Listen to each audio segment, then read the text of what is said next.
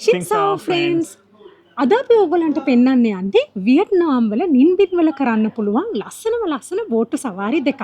මේ බෝට්ටු සවාරි වල විශේෂත්වය තමයි මේගොල්ලෝ මේක හබල් ගන්න කකුල් වලින්. මේගොල්ලෝ අපිව ලස්සන කඳු අතරින් වගේම ටිකක් බය හිතෙන ගල් ගුහා අතරිනුත් ගෙනියනවා. ඔයගොල්ලෝ නින්බින් වල ඉන්න දවස් ගාන අනුව මේ බෝට්ටු සවාරි දෙකම කරන්න වෙලා නැති වෙන්න පුළුවන්. ඒක හින්දා අපි වීඩියෝ එකට ගිහිල්ලා බලමු ඔයගලන්ගේ ටයිම් එකට සහ බජට් එකට ගැලපෙන්නේ මොන බෝට්ටු සවාරියද කියලා. අපි දැන් ඇවිල්ලා ඉන්නේ ට්‍රැන් ඇන්ඩ් බෝට්ටු සවාරි කරන්න. මේක අපි කලින් ගියපු මොආ කේව් එකේ ඉඳන් චුට්ට දුරකින් තමයි තියෙන්නේ. විනාඩි 5කින් විතර එතන ඉඳන් මෙතනට එන්න පුළුවන්. ඔව් ඒගොල්ලෝ කියපු විදිහට මේකට පැය 3ක් විතර යනවා මේ බෝට්ටු සවාරියට. මේකේ කොස්ට් එක ඇවිල්ලා ඇඩල්ට් කෙනෙක්ට 250,000 වියට්නාමීස් ඩොන්, ළමෙක්ට 120,000 වියට්නාමීස් ඩොන් වෙනවා.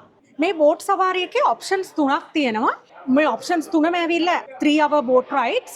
ඒ ඔප්ෂන්ස් වල තියෙන වෙනස තමයි සමහර ඒවායේ ගුහා වැඩි, සමහර ඒවායේ පන්සල් වැඩි, සමහර ඒවායේ හරි මික්ස් එකක් තියෙනවා. අපි හිතුවා ගොඩක් හොඳ views තියෙනවා කියලා ඒගොල්ලෝ රෙකමන්ඩ් කළා ඔප්ෂන් නම්බර් 3 එක. ඒ නිසා අපි ඒක කරනවා. දැන් පටන් ගත්ත විතරයි බෝට්ටු රයිඩ් එක. තරුල ඉස්සරහා ඉන්නවා. අපි දෙන්න පිටිපස්සේ ඉඳගත්තා. මේ බෝට් රයිඩ් එකේ අපි තෝරගත්ත ඔප්ෂන් එකේ caves 3කුයි temples 3කුයි තියෙනවා. ඔයගොල්ලෝ එනවා නම් විශේෂයෙන්ම කියන්න තියෙන්නේ මොන හරි ෂේඩ්ස් අරන් එන්න.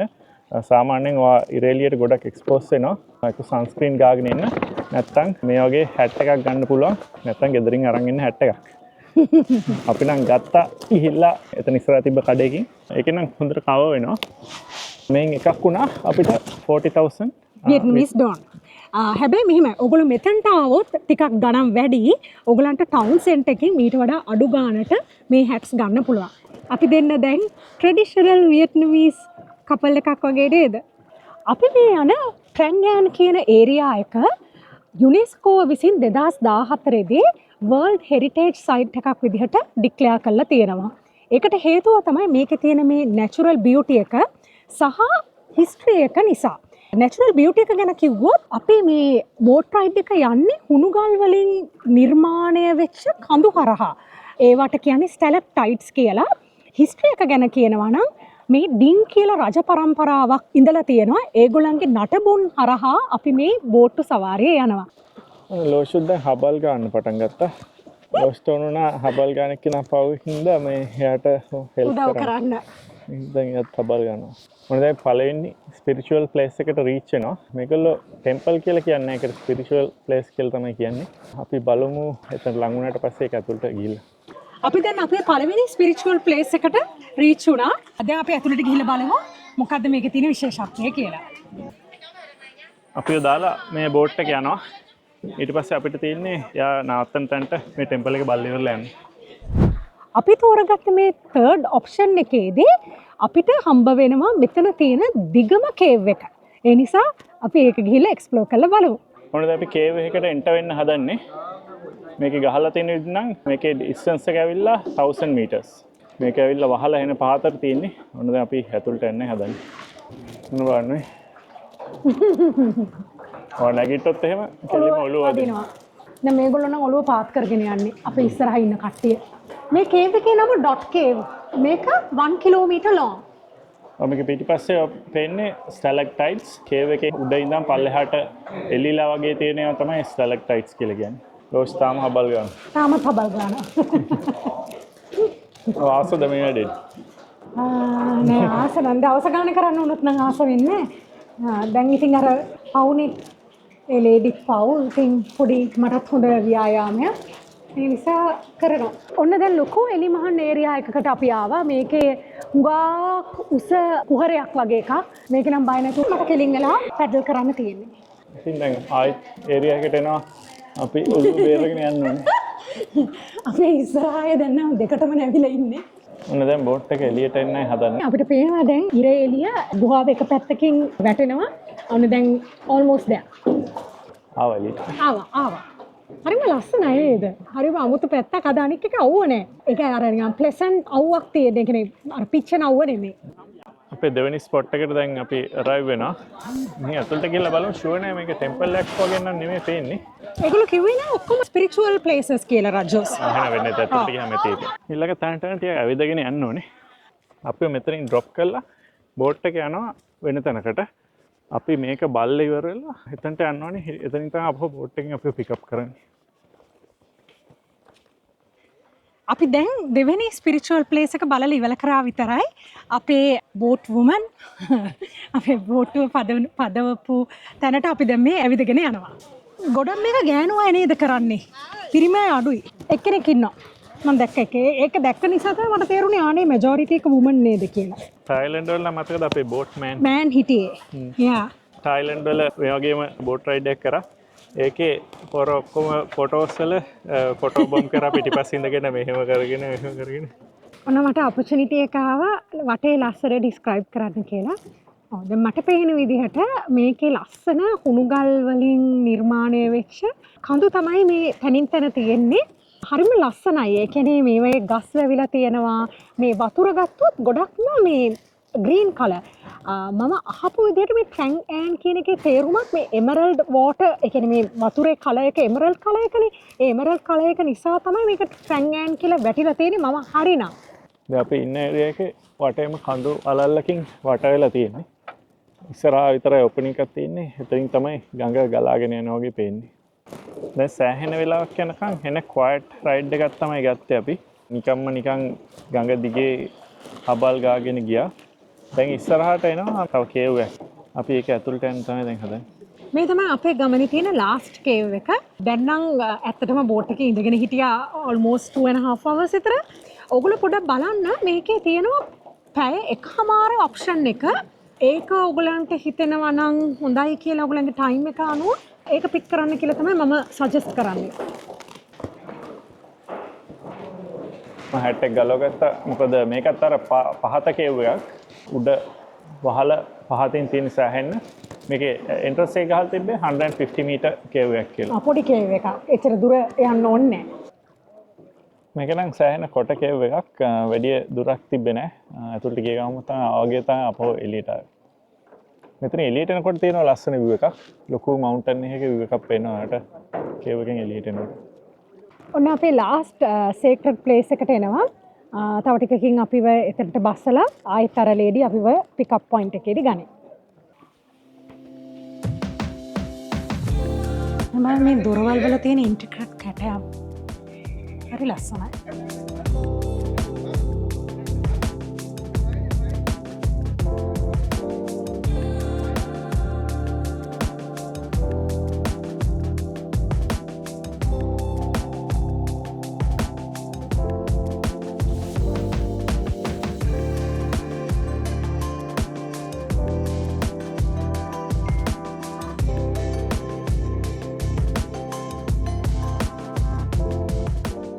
මේ ටෙම්පල් එක බලලා ඉවරෙච්ච ගමන් පොඩ්ඩක් ඉස්සරහට ගිය ගමන් තියෙනවා එතනම වගේ පැගෝඩ් එකක්. ඒක තියෙන්නේ මේ වතුරෙන් මතුවෙලා හරි ලස්සනයි. ඒකත් එක්ක පිටිපස්සට තියෙන කඳුත් එක්ක බලනකොට මාරම ලස්සන සීන් එකක් තමයි ඒක තියෙන්නේ.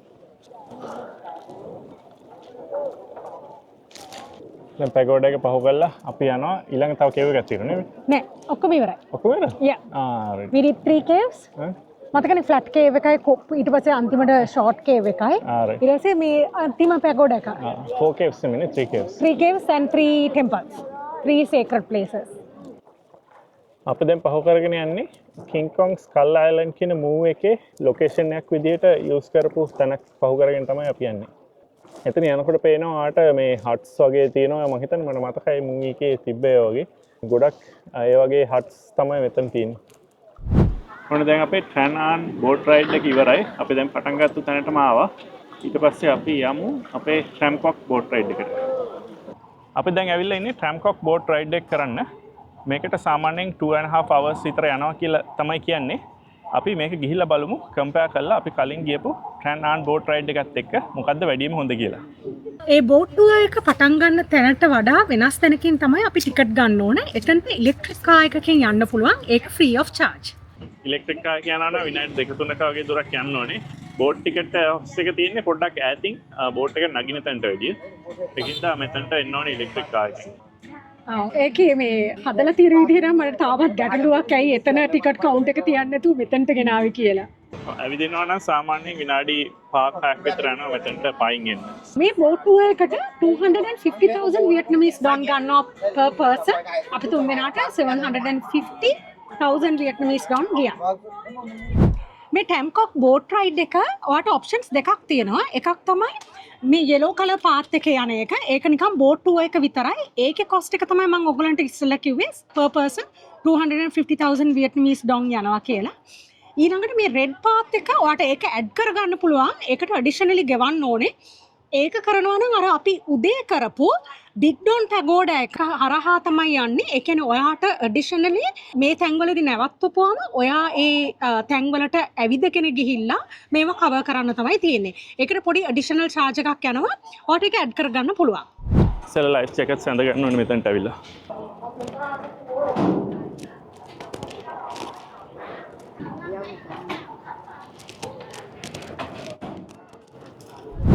ඔන්න අපි දැන් බෝට් රයිඩ් එක පටන් ගත්තා.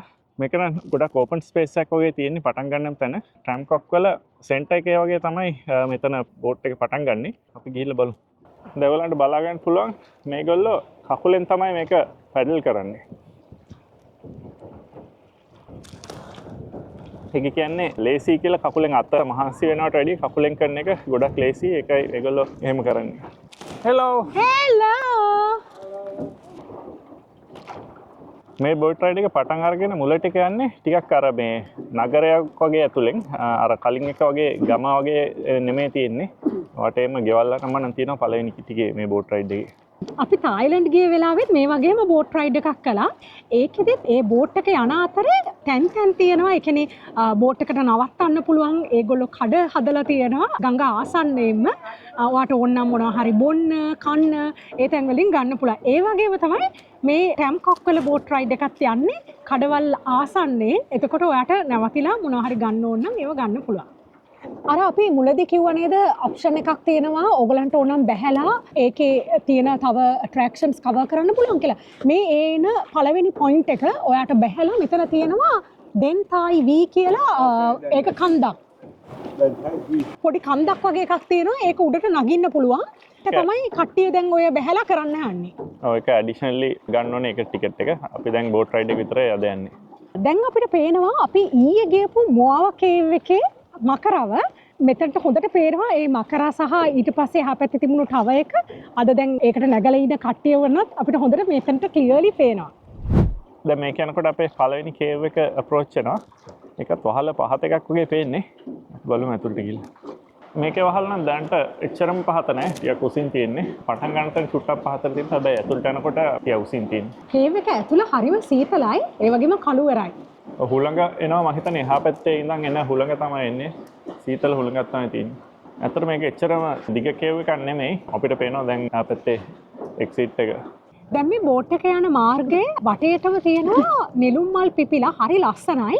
ඒ අතර ඈතින් අපිට පේනවා ට්‍රැක්ටර් වලින් මෙහි රයිස් ෆීල්ඩ්ස් ගොඩක් තියෙනවා. ඒව හානවා අපිට පේනවා. තව කේව් එකක් ඇතුළට ආවා. මේකත් සෑහෙන කොට කේව් එකක් එහා පැත්ත පේනවා දැන්ට. මේකේ කේව් කීපයක් අහු වෙනවා අපිට. හැබැයි ඔක්කොම එන ෂෝට් කේව්ස්. වැඩි දුරක් යන්නේ නැහැ ඒක ඇතුලෙන්. මේ බෝට් රයිඩ්ස් දෙකේම අපි දැකපු විශේෂත්වය තමයි මේගොල්ලන්ගේ තියෙන ගංගාවල වතුරවල ස්වභාවය කොළ පාටයි. ඒකට හේතුව තමයි මේකේ ඇතුලේ හැදෙන ඇල්ගී එකක් නිසා තමයි මේ කොළ පාට වෙන්නේ. ගොඩක් අර එමරල්ඩ් කලර් කියලා කියන්නේ ඒ එමරල්ඩ් කලර් එක තමයි මේ වැව්වල මේ ගංගාවල දකින්න හම්බ වෙන්නේ. මේ බෝට් රයිඩ් එක යනකොට ඔයාට අප්‍රෝච් කරනවා තව බෝට්ස් වලින් ඇවිල්ලා එක එක කැමරා කරන්න කියලා කට්ටිය. ඔයාට ඕන ෆොටෝ එකක් ගන්න පුළුවන් ඒගොල්ලන්ට කියලා අරගෙන ඊට පස්සේ ඒක ඔයාට ගෙනියන්න පුළුවන් ගෙදර සෝනියක් විදියට. වියට්නාමීස් ඩොන් 25000ක් ගන්නවා ෆොටෝ එකක් ගන්න. දැන් අපි ටැම්කොක් බෝට් රයිඩ් එකේ අන්තිම ලෙග් එකේ ඉන්නේ. තව චුට්ටකින් අපි බෝට් පියර් එක ළඟට යනවා. මගේ වර්ඩික්ට් එක තමයි මේ රයිඩ් එක කම්පෙයාර් කළොත් ට්‍රැන්ගෑන් එකත් එක්ක මේකේ එච්චරම ලස්සනක් නෑ. ඒ කියන්නේ ට්‍රැන්ගෑන් ගත්තොත් ඕගලන්ට පේනවා මේ ලයිම්ස්ටෝන්ස්, කේව්ස්, ඒකේ හිස්ටරි එක වැඩි. මොකද ඕගලන්ව නවත්තනවා පන්සල් වල. මෙතන එච්චරම ලස්සන නෑ. ඒ නිසා මම රෙකමන්ඩ් කරන්නේ ඕගොල්ලෝ දෙකෙන් එකක් තෝරගන්නවා නම් අනිවාර්යයෙන්ම ට්‍රැන්ගෑන් එක කරන්න. ටයිම් එක තිබුණොත් මේක කරන්න. ට්‍රෑන් එකට යනවා පැය 3:00මාරක් විතර. මේකට යන්නේ පැය 2යිනේ. පැය දෙකයි. පැය 2කින්ද ඔයගොල්ලන්ගේ ටයිම් එක අනුවත් ඒක බලපානවා. ඔය ටයිම් එක නැත්තම් මේක කරන්න පුළුවන්. මේක එකකින් කියවෙන්නේ නැහැ මේක ලස්සන නැහැ කියලා. මේක තනියම ගත්තොත් මේක ලස්සනයි. හැබැයි අරකට කම්පැරටිව්ලි එකක් වගේ තෝරගන්න ඕන නම් ඒක තෝරගන්න. නැත්තම් දෙකම කරත් ප්‍රශ්නයක් නැහැ. දෙකම ලස්සනයි. අපි දැන් දවල්ට කන්න තැනක් හොයනවා. බලමු. තාරුලි තමයි මේක හැමතිස්සෙම කරන්නේ. අපේ කෑම කන ස්පොට් එක හොයන එක. බලමු ළඟපාත තියෙන තැනක් හොඳ රේටිං එකක් තියෙන තැනක් හොයාගෙන අපි එතනට යනවා දැන්. තාරුලි සිලෙක්ට් කරපු තැන 2 වෙස්ටර්න්. අපිට තව වියට්නාමීස් තැනක් try කරන්න ඕන නැහැ. ඒකින්ද අපි ආවා ෆැමිලි රෙස්ටොරන්ට් කියන තැනට. මේ ෆැමිලි රෙස්ටොරන්ට් කියන එක ලෝන්ලි ප්ලැනට් ගයිඩ් එකේ රෙකමන්ඩ් කරපු තැනක්. ඒගොල්ලෝ විශේෂයෙන්ම කියලා තිනවා මෙතන ග්‍රිල්ඩ් ගෝටුයි ෆ්‍රයිඩ් ඩක් නේද? ෆ්‍රයිඩ් ඩක් ඩිෂස් තමයි මේගොල්ලන්ගේ ස්පෙෂලිටීස් කියලා. මම මේ ලේඩිගෙන් ඇහුවා එයා ඉඳගෙන කරා ඒ ඔක්කොම ලෝකල් ප්‍රොඩියුස් කියලා ඒක නිසා තමයි ඒක රහ කියලා. ඔව් ෆ්‍රයිඩ් ඩක් තියෙන්නේ රාට විතරයි. හින්දා ඒක කන්න ඕන නම් ඩිනර් එකට එන්න. මේගොල්ලෝ හොඳට බත් එහෙම ගොඩක් දෙනවා. probably ඒගොල්ලන්ගේ country එකේ ඉතින් rice කියන්නේ prominent කෑමක් නේ. ඒ නිසා මේක හොඳට දෙනවා. කාලා බලමු නේ. මේ ග්‍රිල් ගෝට් එකට මට පේනවා මේ sesame seeds එහෙම දාලා තියෙනවා. ගොක් ෆ්ලේවර්ස් තියෙනවා ඇඩ් කරලා තියෙනවා වගේ පේනවා. මේ අපි අනික කිව්වා මේක ස්පයිසි කරන්න කියලා ස්පෙෂලි. මම ග්‍රිල් ගෝට් එක ખાවා. ඒක මේ ටිකක් හයියි normal අපි කන ගෝට් එකට වැඩිය. ග්‍රිල් ගෝට් එකත් එක්ක අපි ගත්තා ස්ටර් ෆ්‍රයිඩ් ඩක් එකකුත්. මොකද ෆ්‍රයිඩ් ඩක් එක තියෙනවා කියලා කිව්වේ රෑට. ඒකින්ද මේක තමයි දවල්ට තියෙන ඩක් ඩිෂ් එක. මේගොල්ලන්ගේ ඩිෂස් එක්ක එනවා හැමතිස්සෙම මෙන්න මේ වගේ සෝස් එකක්. ඒගොල්ලෝ ඒක කියන්නේ නම් සොයි සෝස් කියලා. හැබැයි මට පේනවා එක එක දේවල් දාලා තියෙනවා. මේ සෝස් එක ගෑවිච්ච තැනක කන්න පුළුවන්. එච්චරටම මේ ෆ්ලේවර්ෆුල් හරි රහයි. එතන කැමරල් ෆ්ලේවර් එක නම් මරු. ඩක් එකයි ගෝට් එකයි ෆුල් දීලා තියෙනවා. හොඳ ස්පයිසි එකට මාරම රසයි. ඒ රෙස්ටොරන්ට් එකෙන් කන්න අපිට බිල් එක ඔක්කොම ගියා 355,000 වියට්නාමීස් ඩොලර්. සාමාන්‍යයෙන් ඒක ඩොලර්ස් වලින් ගත්තොත් ඩොලර්ස් 22ක් 23ක් වගේ තමයි. ඒ ඩිෂස් දෙකයි පයිනැපල් ජූස් එකටයි ගියේ. අපි දවස් 3ක් නින්බින් වල හිටියා. හුඟක් එන්ජොයි කළා. බෝට් රයිඩ්ස් කළා. ඊළඟට අපි ඒන්ෂන්ට් ටෙම්පල්ස් වලට විසිට් කළා. ගොඩාක් එන්ජොයි කරපු තැනක්. ඔව් දැන් තව ටිකකින් අපේ කැබ් එක එනවා හොටෙල් එකෙන් අරේන්ජ් කරපු. ඒකෙන් අපි ආපහු යනවා හැනෝයි වලට. එතන ඉඳන් ඊට පස්සේ අපි ඊළඟ දවසේ ලක්ෂරි ක්‍රූස් එක කරන්න තමයි ප්ලෑන් කරන්නේ. එහෙනම් ක්‍රූස් වීඩියෝ එකෙන් ආයි හම්බ වෙනකන් හැමෝටම ජය වේවා. බයි.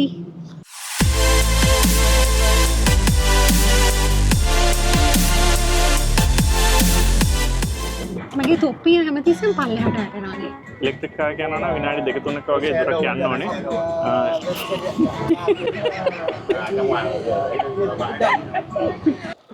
ලෝෂුත් දැන් හබල් ගන්න පටන් ගත්තා. මට හැමතිස්සෙම කියවෙන්නේ පහුරු ගන්න. පහුරු ගන්න පටන් ගත්තා.